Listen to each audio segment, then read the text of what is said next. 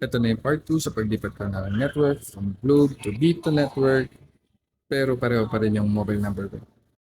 Kung gusto mo mapanood yung part 1, so hanapin mo lang yung video number 60. Or itap mo na lang sa ilalim yung playlist and hanapin mo yung video number 60 na to. Okay, so na-receive ko na kasi yung SIM card. Bali actually ang nangyari pa nga, dalawang SIM card yung binigay niya. Yung una is may mobile number na tinakpan ko dito. Yung isang SIM naman is plain lang.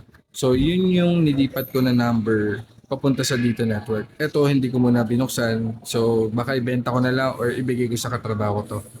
Ang maganda pa dito sa SIM ng dito is may kasama rin SIM pin. So since nasa airport na ako, so hindi ko na kailangan kalkalin yung bagahe ko para lang sa SIM pin.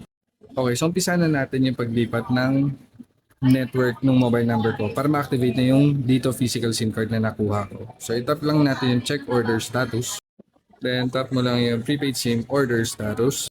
Ilagay mo yung transaction number at saka yung mobile number na ililipat mo dito. Kung iba yung nilagay mo dun sa contact number, yun yung subukan mo dito para gumana yung tracking ng SIM card. Tapos lalabas to, yung your order has been delivered. Tapos pwede mo i-track yung delivery kung hindi mo pa nare-receive. Pero ako kasi na-receive ko na, so itatap na natin tong order receive. Start porting process. Tapos yun na. So ongoing na yung validation ng SIM card natin. So hintayin na lang natin mag-activate or magkaroon ng signal yung dito SIM ko.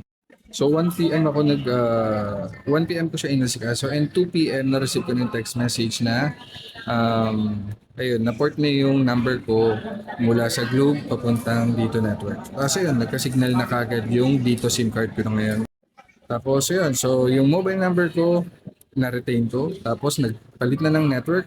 So wala akong magiging problem sa mga banking apps ko, yung pag-receive ko ng OTP, pati rin sa pagpunta sa abroad kasi naka-auto-activate naman yung roaming nito.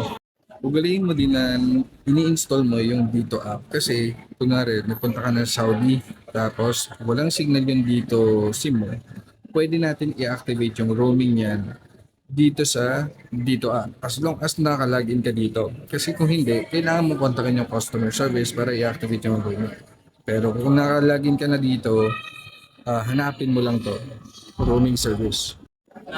Tapos ayan, ang rule lang niya is at least may piso kang load. Ayun, tapos i-activate mo daw to 1 hour before ka umalis ng Pinas. Pero actually, kahit na nasa abroad ka, i-activate mo lang, magkakasignal pa rin yan pagdating mo sa Saudi. Tapos, i-upgrade ko na lang yung dito physical SIM card ko into eSIM ulit. So, siguro gagawin ko na lang yan pagdating ko ng Saudi or siguro palipasin ko na lang isang linggo pag may oras na ako. O kaya, pwede mo panoorin yung video number 58 para magawa mo rin yun.